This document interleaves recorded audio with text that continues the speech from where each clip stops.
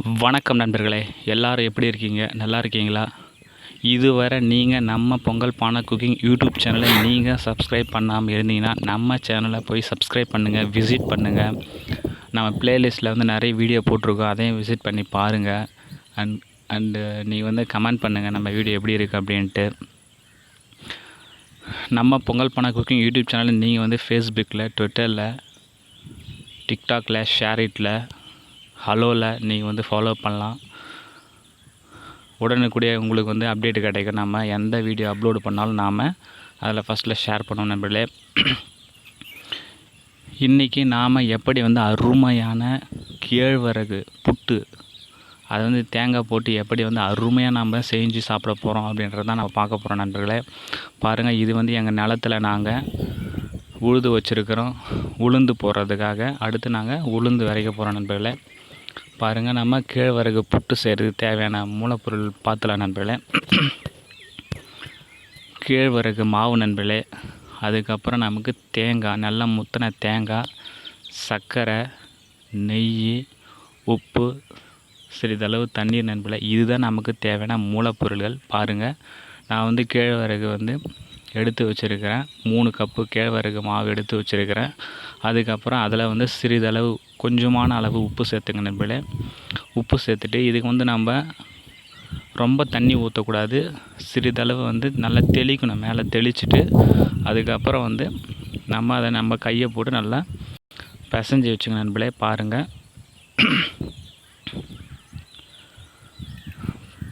நமக்கு கேழ்வரகு மாவு புட்டுக்கு நம்ம மாவு கை அதை நல்லா உருண்டையாக பிடிச்சி அது பண்ணால் அது மாதிரி உதிரணும் நண்பர்களே. பாருங்கள், இந்த அளவுக்கு தான் பதம் இருக்கணும். ரொம்ப தண்ணி ஊற்றி மிக்ஸ் பண்ணக்கூடாது நண்பர்களே. மரம் வளர்ப்போம், மழை பெறுவோம் நண்பர்களே. நீர்நிலைகளை பாதுகாப்போம். மரங்களை மேக்சிமம் வெட்டாதீங்க. நிலத்தடி நீரை சேமிப்பு நண்பர்களே. இப்போ நாம் இந்த உப்பு போட்டு நல்லா செஞ்சு வச்சுருக்கிற அதில் கொஞ்சமான அளவு நெய்யை விட்டு நல்லா நம்ம ஆட் பண்ணிக்கணும் நண்பர்களே. இப்போது எங்கள் மரத்தில் தேங்காய் எண்ணெய் ஆடுறதுக்காக நாங்கள் தேங்காய் அறுத்து வச்சுருக்கிறோம். அதிலிருந்து ஒரு தேங்காய் எடுத்து நாம் தேங்காய் அதை சுரண்டி வச்சுக்கணும் நண்பர்களே. தேங்காய் இது நம்ம புட்டில் சேர்க்க போகிறோம் நண்பர்களே. அருமையாக இருக்கும். இதுமாதிரி ஃப்ரெஷ்ஷாக நீங்கள் வெட்டி சேர்த்திங்கன்னா இன்னும் அருமையாக இருக்கும். பாருங்கள், இது மாதிரி தேங்காய் சுரண்ட கம்பி இல்லை அதுக்கு தேவையான இன்ஸ்ட்ருமெண்ட் ஏன்னா இருந்தால் நீங்கள் அதை நல்லா சுரண்டி வச்சுங்க நண்பர்களே. உங்களுக்கு தேவையான அளவு நீங்கள் ஆட் பண்ணிக்கலாம். ரொம்ப அருமையாக இருக்கும். ஈவினிங் டயத்தில் இதை செய்யுங்க. குழந்தைங்க அருமையாக அதை விரும்பி சாப்பிடுவாங்க. பாருங்கள், நான் சுரண்டி வச்சுருக்கிறேன். இதை நாம் அந்த கேழ்வரகு மாவு நம்ம பிசைஞ்சு வச்சுருக்கலையே அதில் நம்ம இப்போ ஆட் பண்ணிவிட்டு இதை ஒரு இட்லி குக்கரில் போட்டு வேக வைக்கிற நண்பர்களே. ஆவியில் நம்ம வேக வைக்க போகிறோம்.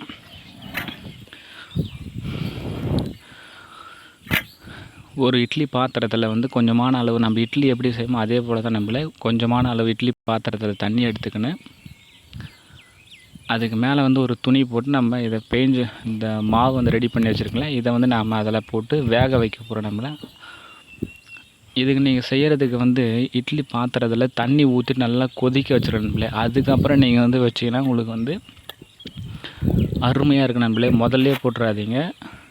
இட்லி பாத்திரத்தில் தண்ணி ஊற்றி வச்சு நல்லா அது கொதிக்கட்டும். கொதித்து ஆவி வர கிட்டத்தில் நீங்கள் நம்ம அதுக்கு ட்ரான்ஸ்ஃபர் பண்ணிடலாம். மாற்றி வச்சுருங்க. பாருங்கள், இது போல் துணியை வச்சுருக்கிறேன்.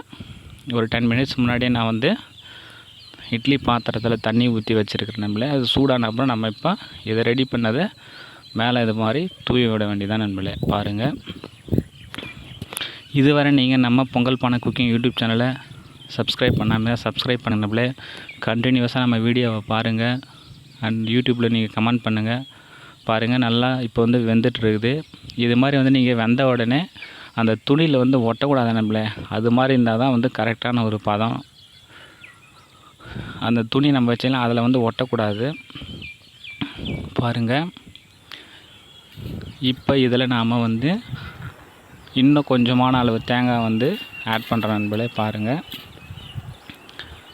நம்ம ஆல்ரெடி அந்த மாவில் சேர்த்து வேக வச்சுருக்குறோம். இப்போ நம்ம ஃப்ரெஷ்ஷாக கொஞ்சம் அளவு ரெடி பண்ணி அதில் ஆட் பண்ணுறோம். இப்போ நம்ம சர்க்கரை சேர்க்க போகிறோம் நண்பர்களே. பாருங்கள், உங்களுக்கு தேவையான அளவு சர்க்கரை சேர்த்துங்க. நான் 3 கப்பு கேழ்வரகு மாவு 1 கப் அளவு வந்து சர்க்கரை எடுத்துருக்கிறேன்.